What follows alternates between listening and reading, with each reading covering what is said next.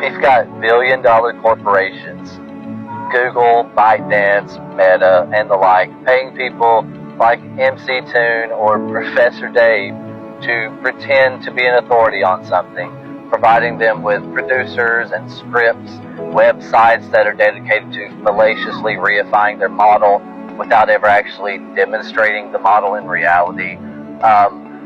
Millions in algorithms to suppress, countless bot farms to harass and mock, all to stop some people with mostly second-hand equipment and some screen printers.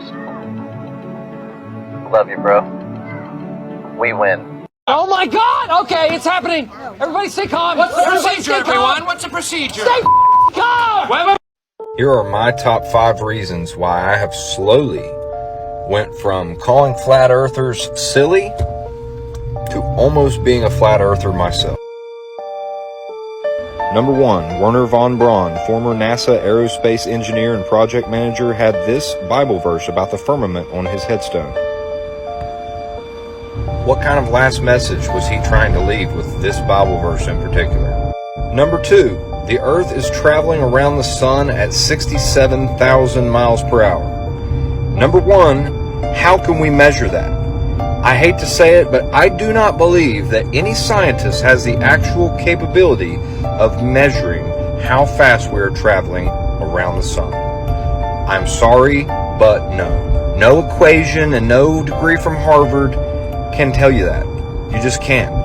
Number 3, why was it when we were growing up that we were basically told that Antarctica was this huge continent, basically the largest continent in the world, and on every map that we looked at, it took up the whole bottom of the map, and now they tell us that Antarctica is only the size of Australia, but yet we're not allowed to go there? The Antarctic Treaty. Why is it that in this supposed free world, we are not allowed to go to Antarctica? Why is it that only military and scientists are allowed to go there? Some people act like they've been there on a cruise, but all they do is go by the edge of the coast and look at a couple penguins and say, hey, I saw Antarctica. And number 5, the fact that countless pilots have all said that they believe the Earth is flat, and they have admitted that they do not ever account for any curvature whatsoever, that they just fly straight. And that's just the way it is. And for me, that's enough to make me question it. Because the truth is, we've been lied to about a lot. And that's the whole reason why people are questioning the shape of our planet now in the first place. So maybe if our government and, the world government was more transparent about things sometimes, then maybe we would feel more confident in what they're telling us about the shape of our planet, everything about our universe, where we're at in space and time, etc.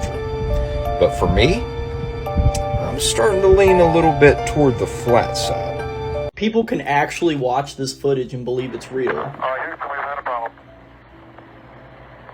Main B, bus undervolt. Roger, main B undervolt. Stand by 13, we're looking at it. So tell me, everybody, why haven't we been back? I'd go to the moon in a nanosecond. The problem is we don't have the technology to do that anymore. We used to, but we destroyed that technology, and it's a painful process to build it back again. Now, I want you to think about the absolute crazy amount of progression there has been in the last 50 years with technology. It's a painful process to build this again. Is that foil? Let's not forget the phone call transmitted from the moon to the president. Hello, Neil and Buzz. I'm talking to you by telephone from the Oval Room at the White House. And there's certainly... That's the most telling part to me, because you can't even put film through certain scanners at the airport without destroying it. But you can transmit all the way from the moon to the Earth through the Van Allen radiation belt. But I know people actually believe we didn't go to the moon. You ever wondered why, when they take pictures or video from the International Space Station or the Chinese one, or God knows whatever junk is floating up there, it's always black? You can check any of the footage online, including all the live streaming.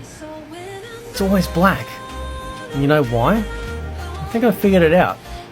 Because if they actually put stars in their fake little video, it means that we would be able to determine not only where they say that the apparent International Space Station is, but that the constellations and star maps that they put into the black, we'd be able to sit here and go, hang on a sec, that camera is pointing at the stars that should not be there.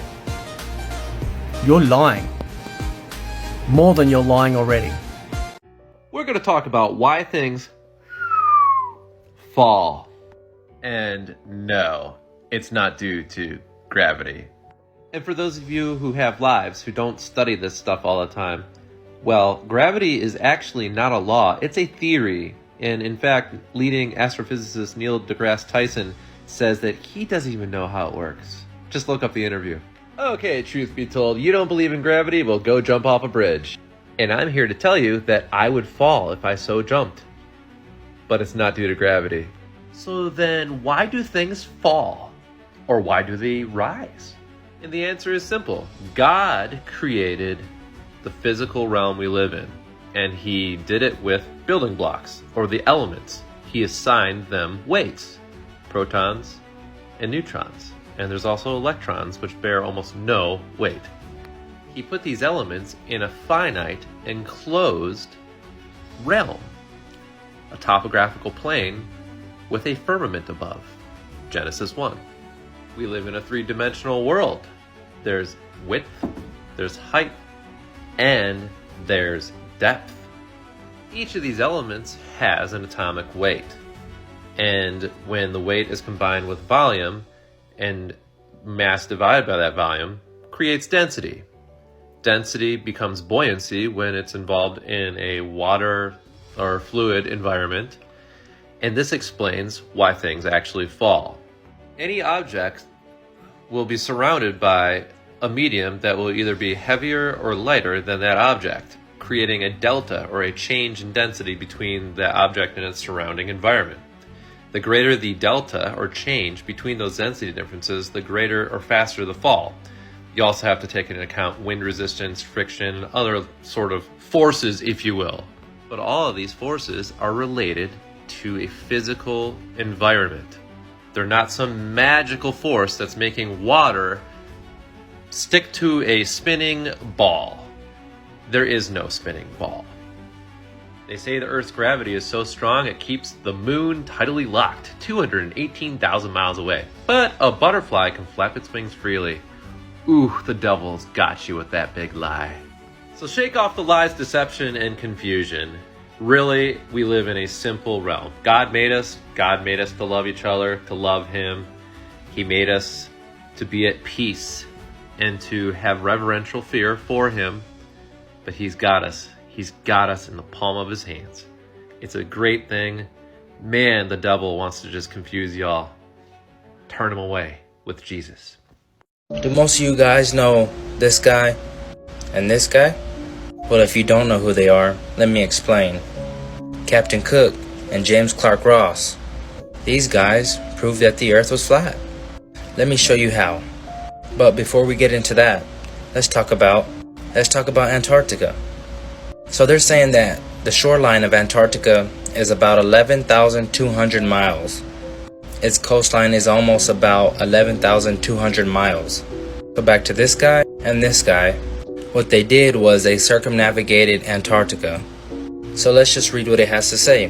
Many explorers, including Captain Cook and James Clark Ross, however, in attempting Antarctic circumnavigation took 3 to 4 years and clocked about 50 to 60,000 miles around. Let's just think about it for a minute. Let's all put our thinking caps on. If Antarctica is 11,200 miles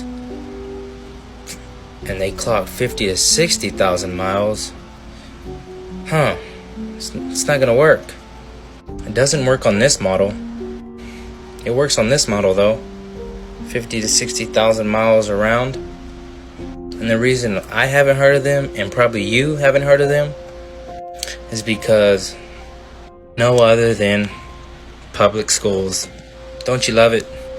But anyways, while we were all distracted watching the news and all the media outlets talking about this, but my condolences go out to the families. We all know when all the media outlets get together and start talking about the same thing, maybe there's something else going on that they don't want us to know. But here's some stuff that flew under the radar. First, the Pentagon accounting error provides an extra $6.2 billion to Ukraine. Also, they just approved Bill Gates' lab-grown synthetic meat, approved for U.S. public consumption. Shout out to my boy Optimic Prime for finding that Gil deGrasse Tyson interview that I've been looking for. If you do the math, Earth on the sky, seen from the moon, is 16 times larger than the moon in the sky as seen from Earth. Full Earth on the moon is not only 16 times larger, it is also 3 times more reflective than the moon. So that means full Earth seen from the moon is nearly 50 times brighter on the moon than full moon is on Earth. God, the moon has it so much better than we do. It's like you could sit there, to watch an Earth rise on the moon is just like so much better than what we get. So the interviewer messes up in this interview and says the words Earthrise, which is the name of this photo that contradicts what he just said, and Neil deGrasse Tyson just starts stuttering and loses it. Yeah. So you're talking about people. Yeah. So you're talking about people. So the interviewer has to think on his feet and say moon people and get the conversation as far away from this as possible. Lunar beings. Yeah, lunar beings. Have it real good. Moon people. Yeah. Wouldn't you reference this? If you're talking about the Earth rising, why aren't they referencing this? And this is exactly why Gil deGrasse Tyson started to stutter real bad there when the interviewer said Earthrise is because of Apollo 8's Earthrise completely contradicting what he just said. And the Apollo 11 also had an Earthrise photo that contradicts it as well. South Korea's lunar orbiter got the size a little closer, but still, this is only about 4 times the size. And then remember those photos of the moon that Globey was sending me from the Lunar Reconnaissance Orbiter? This is a little closer too, but still only about 4 times the size of the moon from Earth, and that don't look 50 times brighter. None of them do. And I don't honestly believe that any of you guys actually needed this analysis here, but I just wanted to run you through each one, showing you guys that one of the Globers' favorite tools to use actually works against them more than it does work in their favor. And you can count on the fakery bakery never running out of dough. And hey, let's get real. A basketball is only 9 times the size of a golf ball, so you can imagine what something 16 times that size would look like. Wouldn't it be taking up the entirety of the sky from this point of view of this person taking this photo? You will never convince me that the moon is God knows how far away. But you will convince me that the moon is local. Look at this. Look. It is lighting up. Just the clouds around it. Like a torch. When we zoom out. Look. If the moon is being lit up by the sun and it's so bright, then it should be lighting up everything, but it's not. It is like a torch. And that's amazing.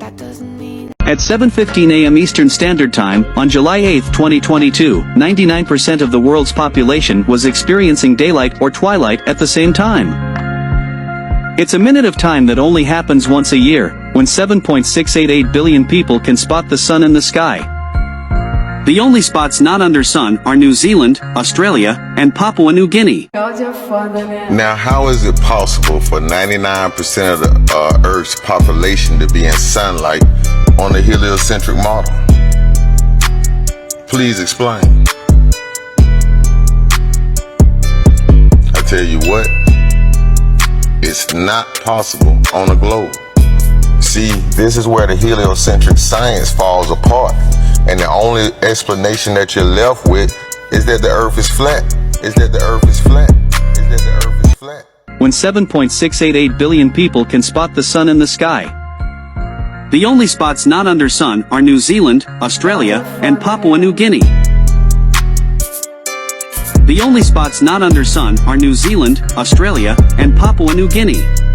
See, this makes perfect sense on a flat earth model. And the irony is, you don't see any globe heads making any videos concerning this. You know, that no explanations are given. You know, they just run and duck their head in the sand and act like it didn't happen and move on to the next thing. You know, in my opinion, July 8th should be National Flat Earth Day. You know what I'm saying?